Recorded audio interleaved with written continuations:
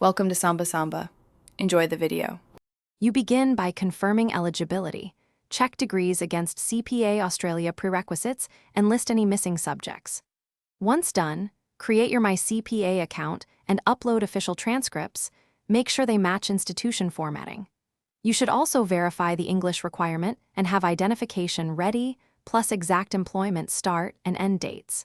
These early actions unlock the application flow and prevent delays. So complete them now before moving on to enrollment and the professional level program. You now enroll in the appropriate CPA program stream and select modules based on your background. Choose study dates that fit work commitments. Once enrolled, follow the official study materials, attend workshops, and complete mock exams to identify weak areas. At the same time, log practical experience, record tasks, hours, and obtain supervisor references as you go because evidence is reviewed. Keep a steady rhythm. Study, apply, document. That combination builds competence and a credible submission for membership. You finish by submitting your membership application through My CPA, attach completed practical experience evidence and official exam results, and pay the required fees. Once submitted, monitor the portal for requests and respond promptly.